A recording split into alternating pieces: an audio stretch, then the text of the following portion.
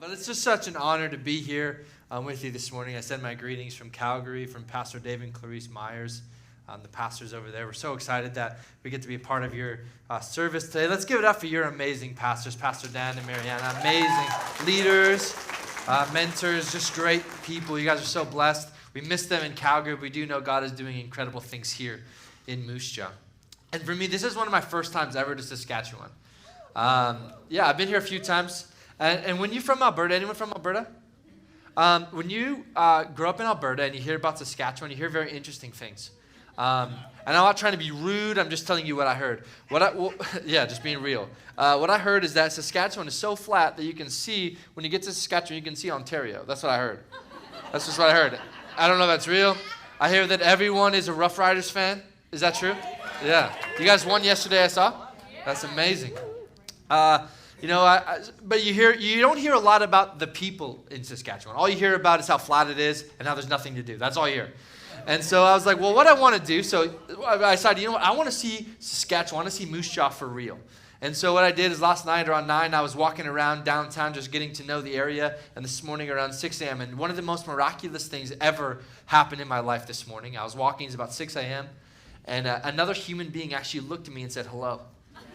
And it was amazing. I was like, wow, where am I? And then I'm walking, and then the crosswalk started talking to me. And I was like, what a friendly place. Because in Calgary, what happens is if you're walking down the street, one of two things will happen. First thing is both of you will look down at the ground and hope that you don't bump into each other or notice each other. That's the first thing. The other thing is you look at each other. If you somehow make eye contact, what you do is you look at them and just nod.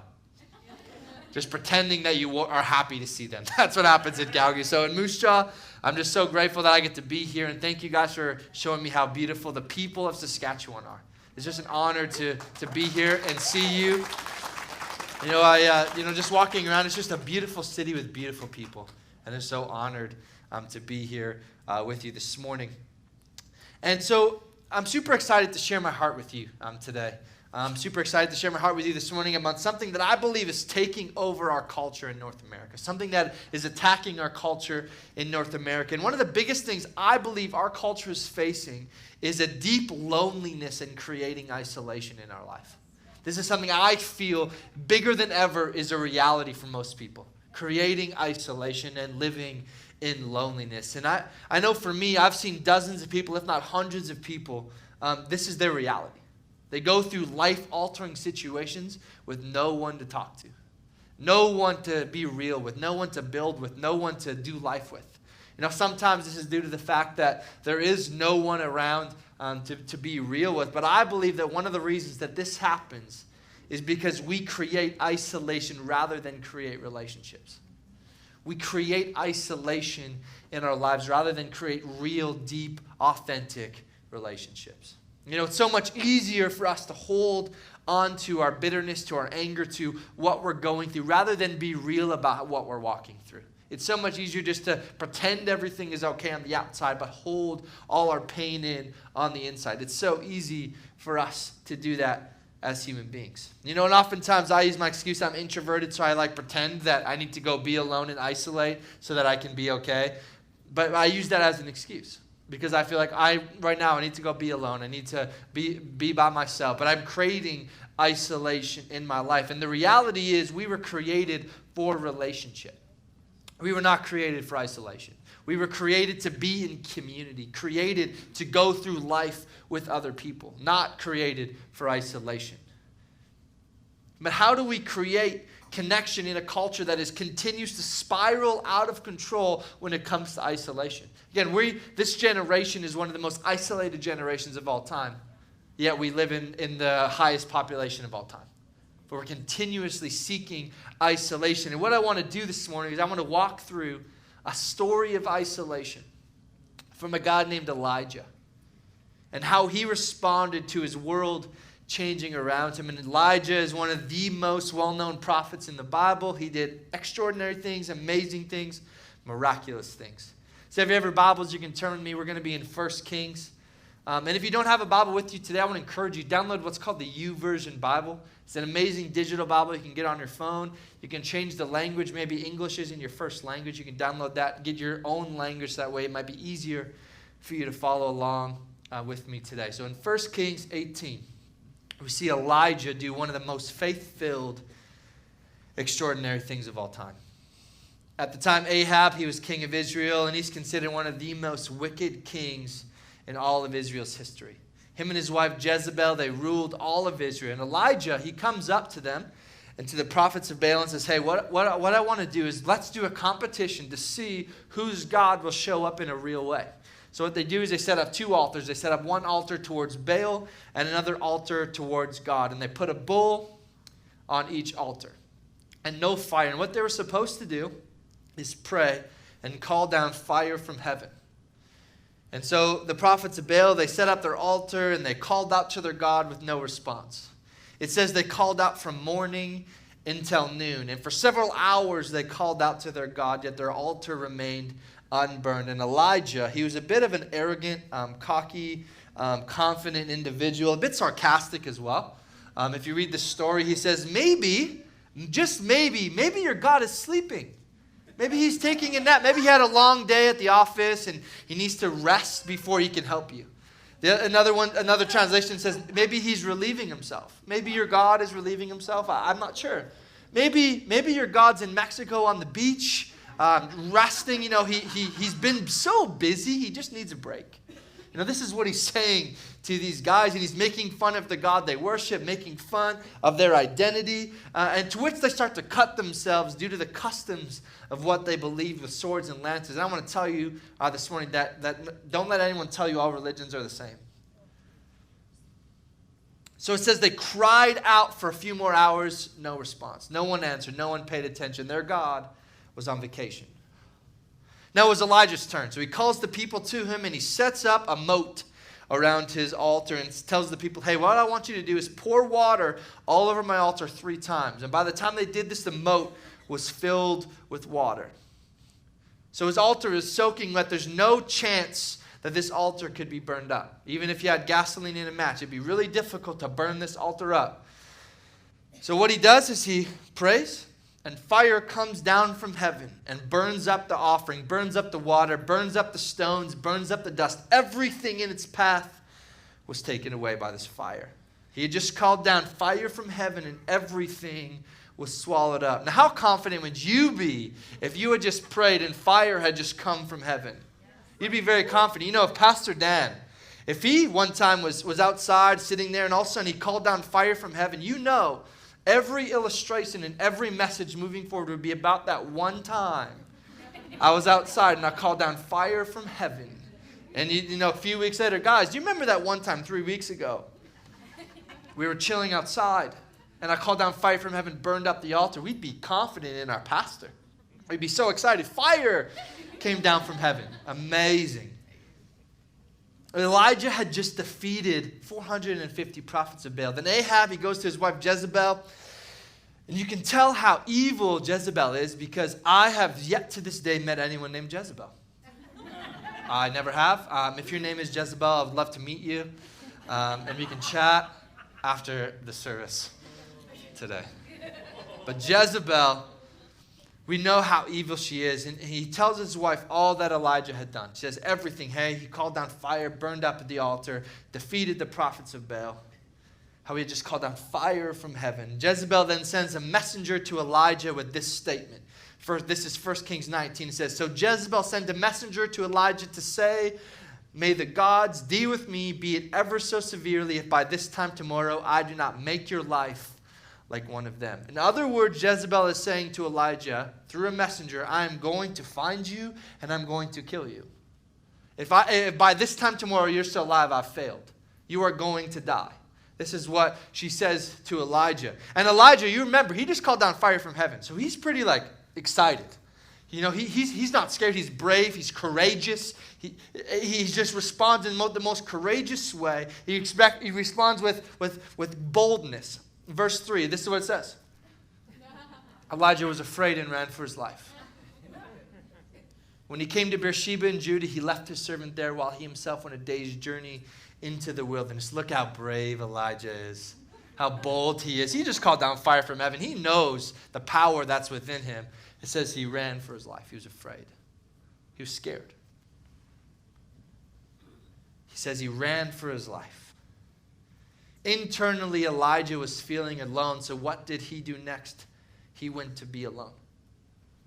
It says he left his servant. He left community and went to be alone because he was feeling alone on the inside. He was feeling a wilderness inside, so where did he go? He fled to a wilderness. He was feeling anxious inside, so he created an environment of anxiety. That's what Elijah did in this moment. We create an external environment based on an internal feeling. That's what we do. When we're feeling lonely inside, we go to be alone. When we're feeling anxious, we go to environments of anxiety. We go to people who help inspire anxiety within us. That's what we do. We create an external environment based on how we're feeling inside. When we feel lonely, we go to be alone. When we feel lost, we start taking wrong turns and we get lost in life. We create that in our lives. Elijah feels alone, so he goes to be alone, leaves his servant. We have so many successes in life, yet oftentimes we feel like failures. We feel like we feel insignificant. We accomplish something big, then we go home and feel lost because we just feel like we're not worth it. We feel so insignificant. Have you ever had that happen? A moment where you feel like you're on top of the world, and the next moment you just feel like a failure. Why am I here? This is what Elijah's going through. He has this moment, beautiful, miraculous moment. The next moment he feels like a failure. And maybe you've had a great idea at work, you do well in a final, you break an unhealthy habit, and you're so excited, but then the next minute there's a small amount of pushback, and you just feel like a failure. You feel insignificant, worth nothing. You know, this is what I do. I feel like a hero one minute and a failure the next. This is the reality for a lot of us. We can't handle the stress of the world. We can't handle the pressure from the world to be a certain way, to dress a certain way, to act a certain way. We can't handle the pressure. We struggle every day when on the outside it looks as if everything is okay. On the inside, we're at war with ourselves. We're fighting on the inside, and on the outside, we look as if we're okay. People look at us and they say, wow, I wish I could be like you. I wish I could have your job, have your car, have your wallet, whatever it is. And we wish we were other people. And they're looking at you and saying the exact same thing. I wish I could be like you. But on the inside, we're all struggling. We're fighting for peace in our lives. No matter how much we do, no matter how much we acquire, we're always afraid of losing what we have. We're always afraid of losing what we've been able to acquire, what we've been able to attain here on earth. We're always afraid of the day that it's taken away. Everything is taken away. So again, we create an external environment based on an internal feeling. Oftentimes this comes out of a place of fear. Just like Elijah was feeling in this moment. But then Elijah, he prays one of the most creative prayers in history. And this is his prayer. While he himself went a day's journey into the wilderness, he came to a broom bush and sat down under it and prayed that he might die. I've had enough, Lord, he said. Take my life. I'm no better than my ancestors. Take my life.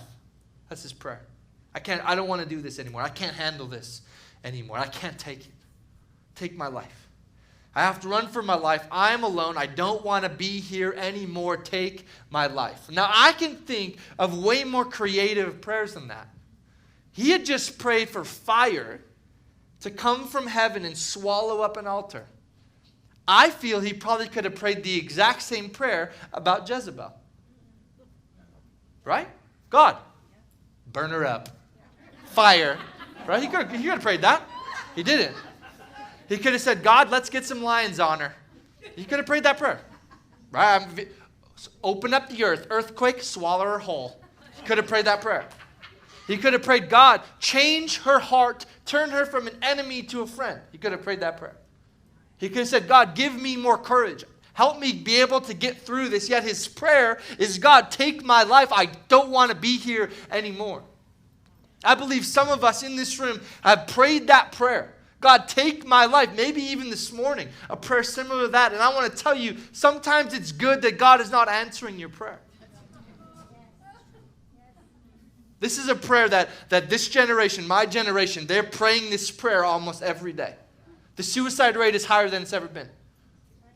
This is a prayer people are praying. Take my life. I can't deal with this anymore. Some of you may have prayed that prayer this morning. I can't handle this anymore. I want to tell you, sometimes it's good He's not answering your prayer. Maybe sometimes it's good He's silent. And right after he prays this prayer, we can see what happens. It's beautiful. Then he lay down under the bush and fell asleep. What a great thing to do. You know what I mean? For me, I know when life is challenging, when life is hard, when I'm feeling anxious, one of the best things for me to do is find a comfy spot with my favorite pillow and fall asleep. Maybe not under a tree, but maybe my bed probably. But yet, oftentimes one of the hardest things for me to do when I'm feeling that way is sleep. I lay awake at night for hours, wishing I was sleeping. That's when my mind starts getting crazy. Verse 5 says this. All at once an angel touched him and said, "Get up and eat." He looked around, and there by his head was some bread baked over hot coals and a jar of water. He ate and drank, and then he lay down again. What I love about this is the angel came, and he did not strike him. He did not condemn him. He didn't yell at him. He didn't say, "Get up, what are you doing? Why are you here?" He touched him, held him, and said, "Get up." I think sometimes we feel like God is looking down at us in judgment when we're feeling this way, when we're feeling depressed, when we're feeling anxious, when we're feeling lost, when we're feeling like we're in the midst of a wilderness. We feel like God is looking down at us in judgment. Yet he comes to Elijah in this moment and touches him, does not strike him. Oftentimes we feel like God is going to strike us because if he just knew how I was feeling, if he just knew the emotions inside of me, I'm not supposed to be depressed anymore. I'm not supposed to be anxious. I'm not supposed to be lost. Yet God touches him and wakes him up. Then he rubs his eyes, and there to his surprise, by his head is some baked bread and some water, some heavenly carbs. Right there for him, some holy water and heavenly carbs. That's amazing. What this reminds me of is when I was younger, we used to go to my grandpa's house. And he used to always know we were coming, and he would bake us some of the greatest buns in the history of the world. And right now I actually smell them. I don't know if anyone else smells this like baked fresh bread. Right now, I smell it right now. My tummy's growling. It's amazing. But that's what I pictured. He did that because he knew we liked it. He knew that that was one of my favorite things to eat, because I'm not about to eat vegetables, right? Like I'm going to eat some carbs. That's the reality. And so he did that, and God's doing the same thing. Saying, hey, I know you need something to eat that tastes good. I know you need that. One of the best things that we can do when we're struggling is actually eat food. To actually eat something. And what's beautiful about this is I was thinking about, baked bread. And I was thinking, what if we added some marinara sauce to it? And maybe some mushrooms and some pepperonis and some mozzarella cheese. God just baked him a pizza. And that's amazing to me. One of the best things we can do when we're struggling, order a pizza. It's going to be delicious. So after he does this, he eats these heavenly carbs and he falls back asleep. Verse 7 says this. The angel of the Lord came back a second time and touched him and said, "Get up and eat, for the journey is too much for you." So he got up and ate and drank. Strengthened by that food, he traveled 40 days and 40 nights until he reached Horeb, the mountain of God. There he went into a cave and spent the night. The angel comes back again, not in condemnation, not in judgment. Touches him, holds him, says, "Get up. The journey ahead of you is too hard." I think a lot of us in this place, the journey ahead of us is going to be hard. Life is not easy. What you're walking through right now, the wilderness you're in, is not an easy place to be. It is hard. The journey ahead of each one of us is too great. The angel comes and says, the journey is too much for you. You cannot handle it alone. Take this, and it will strengthen you for the 40-day journey that's ahead of you. What we need is a touch from God and his strength to get us through the journey ahead. The journey's not going to be easy. Now, I've had people tell me, when you get saved, the journey's easy. No, it's not. It's hard. But when we have his strength, we can overcome every obstacle, every giant, every mountain that's in front of us. We all have things that will come up that we don't have the strength to go through alone. We need a touch of God, the strength of the Lord to get through it, to make it to the other side, to finish the race, to fight the good fight. We can't do it alone. We can't fight alone. We can't fight for peace in our lives alone. We can't. Elijah went on his own strength for one day. If you remember, he left the servant on one day's journey. When he got the strength of the Lord, he went 40 days. How many times are we trying to get through the journey on our own strength? You're not going to get very far. But when we have his strength, we can overcome everything in front of us. Every mountain, every giant. God's strength is sufficient for you. God knows that the journey you're going to face is hard. He knows. He knows that what you're going through is difficult. We need to stop relying on our own strength to get through. God's strength is sufficient for you. He's not looking down on you in judgment, but he's looking down on you in love, like that of a parent when their child gets injured. The parent does not judge the kid. They say, hey, I love you. I'm here for you. I'm here to hold you and say, hey, let's do this together. You're injured. You know, sometimes as a parent, we can't prevent our kids from getting hurt, but we can be there when it happens. That's what God's doing. Say, hey, you're hurt right now. Here I am. What do you need? He's providing you the strength that you need to get through each day. And the beauty is God will meet you in your isolation even if you're not supposed to be there. Elijah was not supposed to be in the wilderness. Yet God met him there.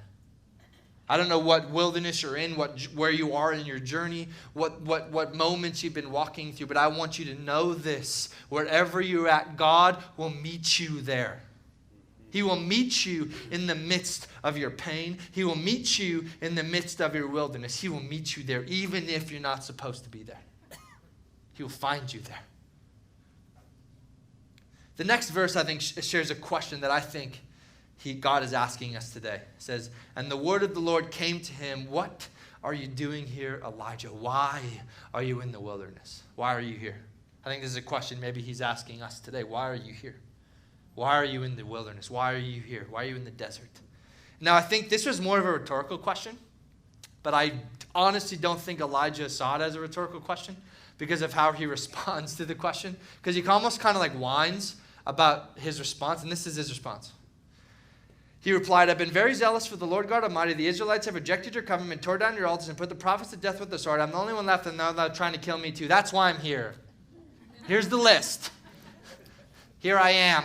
You asked, and here's the answer. He kind of whines about it. And the funniest thing is God just ignores this response, which is so funny. Because then all of a sudden it goes to verse 11, and the Lord said, so it just ignores it. Go out and stand on the mountain in the presence of the Lord. The Lord is about to pass by. God will not stay with you in your despair. He will not stay with you in your complaining. He will not stay with you there because he doesn't want you to stay there. He doesn't want you to live there. He does not want you to live in a state of anxiety. He does not want you to live in the wilderness. He does not want you to live in the desert. He's saying, I'm about to pass by. Come along for the journey. Don't stay there. I have more for you. Your future is not the wilderness. If you look at historically the Israelites, they lived in the wilderness for years and years and years. That was not their future. So we need to get out of the wilderness and understand God is taking us into the future He created you for. He will not stay with you there. He's saying, come, I'm taking you out of the wilderness. He just walks by and says, let's go. I want to encourage you this morning that He knows what you're walking through. He knows the journey you're on. He knows what's going on in your life, but don't miss Him when He passes by. Don't miss out. He's trying to take you out of whatever you're walking through. Don't miss Him when He's trying to give you a lifeline. This is so powerful. Verse 11. Then a great and powerful wind tore the mountains apart, then shattered the rocks before the Lord. But the Lord was not in the wind. After the wind, there was an earthquake, but the Lord was not in the earthquake. After the earthquake came a fire, but the Lord was not in the fire. And after the fire came a gentle whisper. When Elijah heard it, he pulled his cloak over his face and went out and stood at the mouth of the cave. God shows up in a whisper in this moment. we must listen for that whisper. We often expect God to show up in a miraculous, profound way, yet oftentimes he shows up in the most quiet, most significant way. In my life, I know I've prayed, I've said, God, just show me a sign, show me a miracle, do something real, do something big, do something visual. And Elijah had seen God do the miraculous. He had made it stop raining for over 3 years. He had outran chariots. That's not possible. He had called down fire from heaven. He had seen God do the miraculous. What brought Elijah peace in his life was a relationship with God, not a miracle. Connecting to his Father was what brought him peace. Sometimes we don't need a miracle. We just need God's strength to know that we will be okay. To know that we're going to make it through the other side. To know that there's light at the end of the tunnel. That's sometimes all we need. The strength to know that we will be okay. We need to connect in real ways. Listen to the voice of the Father. What if God is trying to speak to you, but you can't hear him through the noise in your life? What if you can't hear him through the busyness? What if you can't hear him through your phone? I think sometimes we pray, God, I need something from you. I need you to speak to me. And then we turn around and we start playing Candy Crush on our phone. This is what we do. I think sometimes we spend 30 seconds praying, and then we're like, God, where are you? And he's like, I'm trying to speak, but you've walked away. We need to listen for that whisper, and we need to create space in our life for him to speak. We are isolating ourselves and missing out on what God has for us if we do that. Maybe we're expecting him to provide a miracle when in reality he's just trying to speak to you. The journey of life is challenging. We can't get through it alone. We need to bring Jesus in. Elijah could not be sustained by a miracle. The only thing that sustained him was hearing the Father speak. He is the only one who can bring us peace. And right after this happens, Elijah is at the cave, and God says, hey, this is your mission. This is what to do next. Now that you have the strength you need, now that you've heard me speak, this is what I want you to do. 1 Kings 19, verse 15. And the Lord said to him, go return on your way to the wilderness of Damascus. And when you arrive, you shall anoint Hazael to be king over Syria, and Jehu the son of Nimshi you shall anoint to be king over Israel. And Elisha the son of Shaphat of Abel Mahola you shall anoint to be prophet in your place. This is so good. He says, go, find relationship. Find community. Find people. Go find your people. Go find your tribe. Go find your crew. Go find your people. To be in community with. To be in life with. If you know who Elisha is, you know that he's the prophet who took over after Elijah left. He's the prophet who took over, and Elijah gave him opportunity after opportunity after opportunity to leave him. And Elisha said, no, I am with you forever.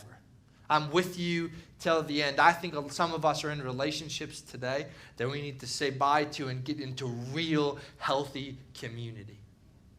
Someone who's going to fight for you, not fight against you. Someone who's going to fight with you in the middle of a war. He's saying, I'm with you. I have your back.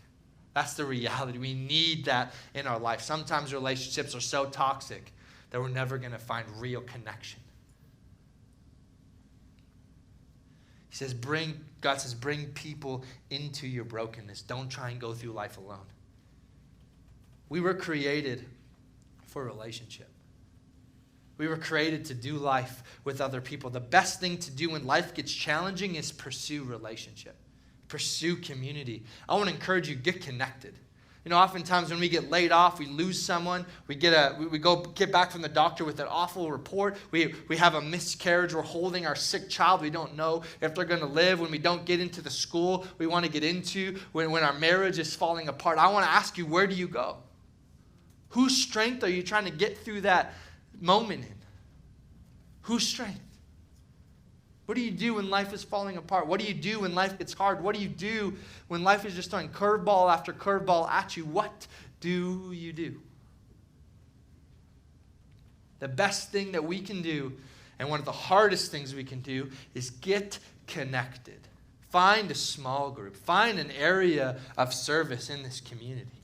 Find your spot. Find your fit in this community and how you can reach this city better.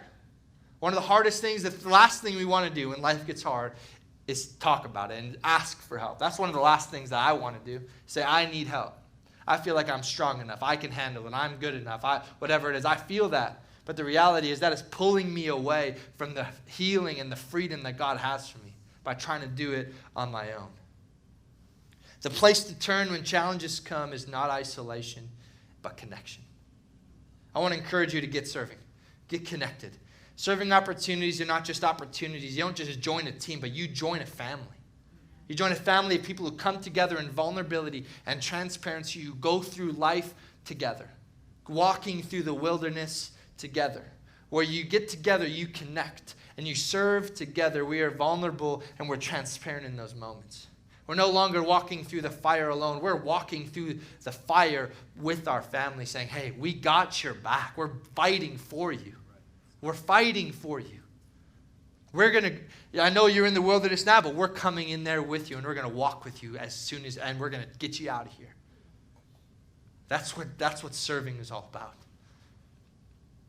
You know, maybe for some of you, your first act of stepping into connection and out of isolation was by just entering, getting all the boldness and courage you have to walk into this building today. Maybe that's the first step for some of you. I just want to tell you, we're so glad you did that. We're so glad you're here. We're so glad that you took all that you are to step into this place. There's a lot of fear in that, but I want to tell you, we're so glad you did that today. We're so glad you're here with us, part of this family, part of this community. We're so grateful. It takes a lot of courage to step out of isolation.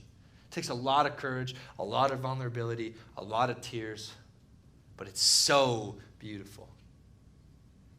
You know, one thing that we always do, and I'm a youth and young adults pastor, one thing we always do is we do something called the takeaway, which is basically just one thing to remember from what we talked about today. And a youth, we call it a toasty takeaway just because we're young. So we call it a toasty takeaway. But our takeaway today is this, is isolation ends in devastation, but connection cultivates freedom. Isolation is something that I think human nature tries to push us towards. Getting away from humanity, getting away from God to go be alone. We feel like that's the healthiest place we can be, but I want to tell you, that will lead you to devastation, but connection will cultivate freedom in your life. If you want to experience real freedom, get connected. Be real about what you're walking through. Be real about the wilderness you're going through. Be real about your situation that you're dealing with. Be real with people about it. There's a difference between isolation and solitude. Solitude will bring you closer to God, but isolation will pull you away. I want to tell you, go spend some time in solitude. Grow in your relationship with Him, but do not start to isolate yourself away from Him and from other people. We will never find peace alone. We will never find joy alone. We will never find freedom alone. We need other people, and we need God to bring us towards our future. Your future is not your current situation. Your future is not what you're walking through today. It might feel like there's no light, but I want to tell you there is light. This is not your future. Let's get connected with God and get connected with people and walk out of the wilderness we're currently walking through together. That's why we come here. We come to walk through the fire together as a family, as a community. We need to bring our weaknesses together. Only then can we become strong. When we come together as broken, weak people, we become strong. There's strength in numbers when we come together. Only then can we become the people God created us to be, to actually walk into the future that He has for us. You know, we all want peace in our lives. We don't want to be haunted by our past, by our mental health, but it's so hard. We need God to give us strength. Sometimes we feel like we're walking through the fire alone. But God is there with you. He is walking through the storms of your life with you. You are never alone. You will never be alone. There's another in the fire with you. God loves you. He cares about you. He knows what you're walking through. He wants to give you strength, but you have to go to Him